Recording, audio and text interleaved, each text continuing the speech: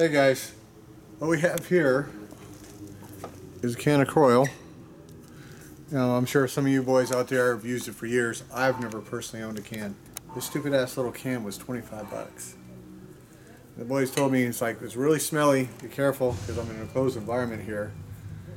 And this thing, what this is the rod for here, which I was able to get, believe it or not, for $5 at the Long Beach swap meet.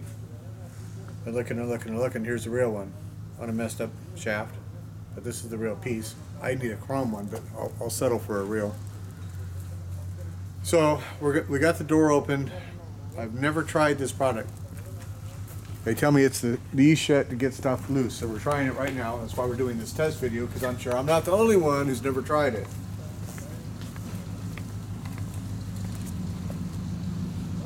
This is really, really stuck. Smells not as bad as I was thinking. Definitely smells. I'm chemically sensitive, even though my nose doesn't work very good. I'm sure I'm not the only one there.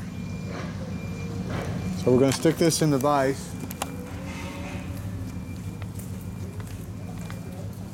Here. And let it soak.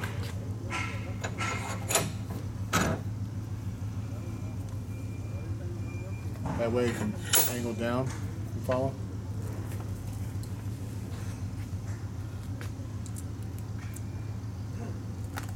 So this discussion came up when I snapped the oil lines on Champ. Now, this carb here, I got a couple of these nickel carbs. So I understand it. This stamp right here was used through most or all of 38. A little 4 there. And they came out with a later version. So my buddy Matt Olson and I were talking about it. And this is a late but not the end production. 38 was made probably 2 months before end of production. So this particular carb, which I have no way to prove that came on this bike, I assume it did, I don't know, has this stamp. But it would have been a nickel carburetor. This has been painted at one time and rebuilt. So if anybody has some information on this is a low idle, or low jet, whatever, this is the high jet of this needle, please contact me. So Matt is of the opinion that this is the correct one here. But what the hell is this weird needle doing in this carburetor? I don't know. So I need a nickeled manifold and a nickeled nut here to complete this. So my cross choke arm would have been nickeled or chrome. And of course the choke on this one was chrome, and the top motor mount was chrome. So I'm needing those parts.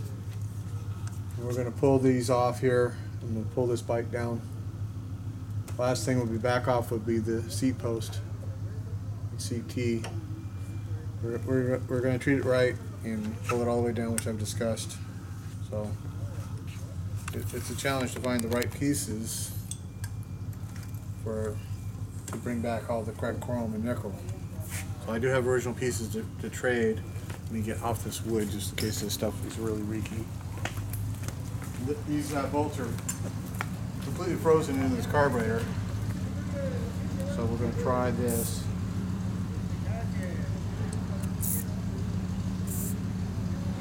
And see if this magic coil actually has an improvement over the Gibbs or not.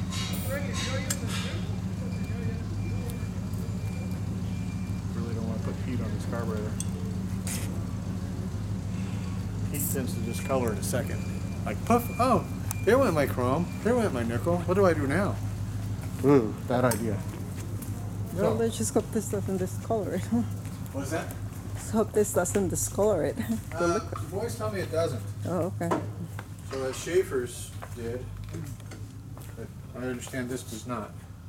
Okay. So, and Gibbs doesn't discolor it, but it doesn't have the penetrating effect supposedly, of this Kroil, which we're testing. It's my first experience. But everybody says get some of that. So that's why we're making this video.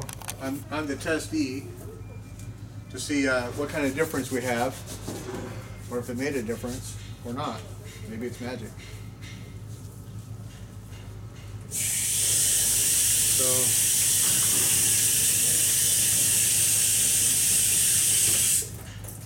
that's that there. $25 a can. I thought Gibbs was expensive. Oh my god. Oh my god. So that's what's going on. The kicker arm here in spring, I believe, were replaced at some point. Probably when somebody was working on the bike. This original pin kicker arm is spring, so the chrome probably went poof like everything else. And the reason why I'm saying that is everything else was age frozen. It was real obvious what had not been apart. I mean, it was just like solid. Oh my god, can't get it off.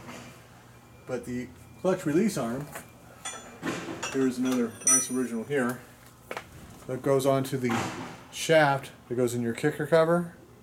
These, because it's exposed, water gets in there and notoriously age freeze onto here and are a bitch to get off. This one, off of this transmission, off the 38, came off with a simple pop. It's like poof. It's like, okay. So we were looking for an original chrome one that has a different bend here than the later ones. So I've got a 41 style, beautiful chrome, which one of the boys on Instagram sold me. And if it gets to the point of it's going back together and okay, we're ready to fire it, well, that's what's going to go on until I get the right one. So some of the stuff we probably have to disassemble a couple of times, so I'm not going to wait to put the bike together because I'm missing this one piece. If I find it later on, I'll take it, I'll disassemble it. I want to just rip it apart, do what needs to be done to the motor and tranny, clean up what I have, and then assemble it. And as I find pieces here or there, put it on whatever I'm lacking. I'm not going to wait. So that's that. Other things we need for this 38. This would, again, it would have had a beautiful chrome package, so it would have had the rings on the wheels. These are new stock wheels. They could have been chrome rims. You know, could have had chrome spokes, could have had chrome hubs. I mean, I don't know. I'm not the finder of the bike, and I have no picture from when Dennis Hines found it. So Bruce Redpath was there when the bike was found, but he's never pulled up the photos he told me he has. So until I have that, we're going to do the best we can. So again, what I've replaced so far are the original pieces. This here, put one of these on. This is the support for the buddy seat. I've got one chrome screw here, which is longer, the longer one I have. I'm missing the two short chrome screws. No new buddy seat bracketry here. My buddy Adam in New York gave me that. Nice of him. Rear crossbar's been replaced. Rear stand, beautiful used original. I had previously bought this toolbox because I figured they break. I mean, they break, and people steal them. So the original toolbox that came on this, somebody took it, probably Dennis Hines, when he took the Speedo off, when he sold it to George. And then George put on a repainted, repaired one to make the bike correct.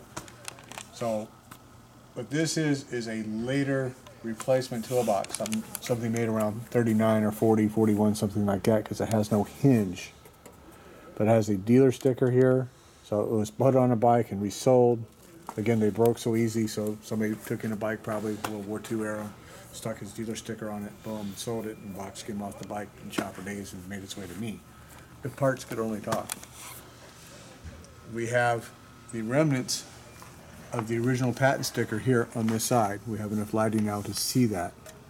Stock, they would have come, if it was on one side, stock it would have been on both sides, but I can't see any remnants over here on this side of the oil tank. But we have beautiful original paint bikes with no remnants at all, so I'm really lucky that there was anything there at all. So, unless that's what this little mark is, who knows? I wasn't there when it came off. But as you look carefully, here, we haven't cleaned this up. This is nickel. This is nickel. Okay, so we're going to clean all that up. Everything's going to go in the cleaners and so forth. Clean everything up, make it all pretty. And I mean, I'm going to pull it all the way down, like braces off the head cups all the way down. So what I'm not going to do is I'm not going to pull the original wiring or the dash base off this bike. I'm just going to clean it up as clean as I can on here, and we'll go from there. Well, unfortunately, I don't have a big giant sonic cleaner with a big vat of Gibbs to stick the frame in, so we'll clean it up as good as we can. I think I've got something that'll work. We'll find out. So George, at one time, you know, I saw pictures of this bike when George got it. What? Is this one? Okay. Well, I'm looking at the bike to talk, so remember. So when George got this bike, I saw a picture of the right side, and the 6-inch air cleaner definitely had gone poof in the chrome. So the air cleaner I got it with and the running light happened to match cosmetically. So George put those on, or Dennis D'Angelo did for George, whatever pile it came from. But they were evidently from the same bike, has the same air corrosion, but they look so good. Let me get this air cleaner here.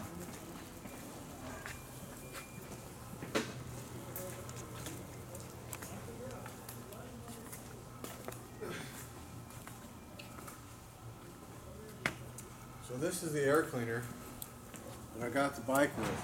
George had put on a reproduction tag, so I took that off and sold it. But this air cleaner matches this. Look how close that matches. So chances are it was on the same bike for an extended period of time. So I've got pretty cherry ones of these. What I don't have is a 6-inch air cleaner that matches the rest of the chrome I'm putting on. So if I ever get that, I'll swap it out. This I can replace. I've got these. I put this on. I think it fits the bike beautiful. And I've got chrome handlebars. We're going to put that on. I'm going to clean this up. This here is a late 20s, early 30s accessory. This is factory accessory, super glare.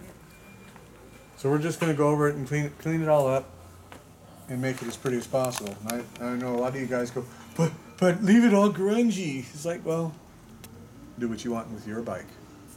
I'm having a hell of a time finding another original Paint 38 just to compare this thing to. So I would have thought it would have been easier to find them. I guess they're all in Japan. Don't know. So I'm gonna do the best I can to save this bike and high-end it as much as possible. It had already been mixed and matched. Dennis Hines took this and that off. George got it, did this and that. So now it's in my hands, and we're going to try to bring it back to as good as possible as what it would have been if it had been stored correctly without being under oilcloth, making the chrome go poof into a million pieces. So that's that. I can't think of nothing else to add. So we'll do another update as soon as I get more of it apart, so you can see. Okay, and as soon as I pull this stuff off the Kroil. So I'm going to let that soak for a few days, and hopefully I'll have a lot of this bike apart by then. See you guys soon.